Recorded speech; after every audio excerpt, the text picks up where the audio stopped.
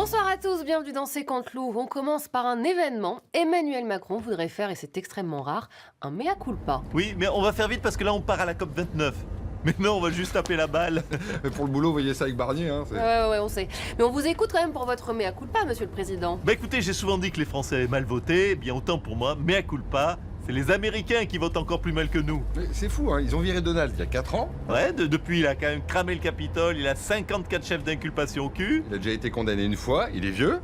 Bref, il est devenu pire. C'est donc tout naturellement qu'ils l'ont Réélu. Voilà, c'est un peu comme si une ex ressortait avec son mec juste après son procès pour violence conjugale, voilà. Ouais, c'est un peu ça. En tout cas, il n'y aura pas eu l'élection historique qu'on attendait, la première femme noire présidente. Non mais c'est quand même historique, ils ont élu le premier président condamné. Non, enfin, je crois que les gens veulent vraiment pas voter pour une femme en fait.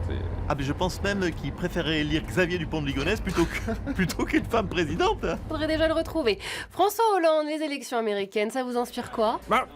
Je voudrais féliciter Donald Trump. C'est pas trop votre camp pourtant. Oui, mais je trouve que Trump est un formidable espoir pour la politique.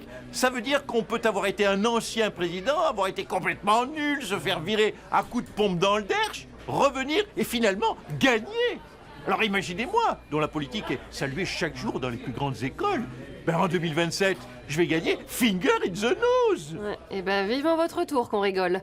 On passe aux Républicains, mais français cette fois. Éric Ciotti a décidé d'installer le siège de son parti juste en face des locaux des Républicains. Bonsoir Éric Ciotti. Oui, bonsoir, oui, j'habite juste en face des Républicains, comme ça je peux tout espionner, tout ce que fait Laurent Wauquiez. Oh Laurent, oh les blaireaux. Mais c'est de la provoque d'emménager juste en face. Oh, franchement, vous avez jamais été vous installer en face de l'ex que vous avez plaqué peut-être?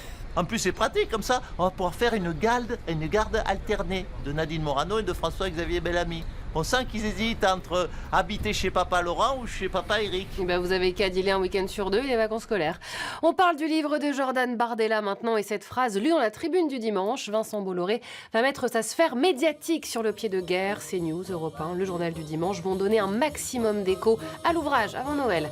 Tout de suite, l'avis de Pascal Praud. Regardez. Oh, vive le vent, vive le vent. Vive le vent d'hiver. Bonsoir les enfants, c'est le père Pascal et c'est lutin de droite, Yvan Rioufol, Elisabeth Lévy, Phil Bilger. Aujourd'hui, bonne nouvelle les enfants. Cette année, le Papa Noël va vous déposer quoi sous le sapin? Le livre de Jordan Bardella, je le dis aux parents. Achetez-le. On a vu grand, c'est vrai, chez Bolloré, on en a tiré pour 150 000 exemplaires. Il faut donc les fourguer. D'ailleurs, avec le code promo Pascal30, sachez que vous aurez moins 30%. Jordan Bardella, il faut bien le lire, le futur Premier ministre, futur président. Car oui, Jordan Bardella, et il faut bien le dire, le Donald Trump français.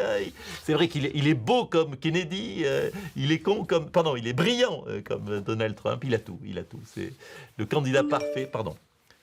Texto Daniel Guichard, j'ai lu le livre, il est naze, même le JDD n'arrive pas à en dire du bien. Non, alors s'il vous plaît, cher Daniel, non, on a dit qu'on restait corporate, qu'on ne parlait pas de ce qu'il y avait à l'intérieur du livre. Hein. Juste, achetez-le, ça suffit, achetez-le, pas besoin de le lire d'ailleurs. Hein. Et n'oubliez pas le code promo Pascal30, moins 30%. Salut à tous. Merci pour cette offre généreuse, Père Pascal. Pour parler de sa réélection, Donald Trump est notre invité ce soir.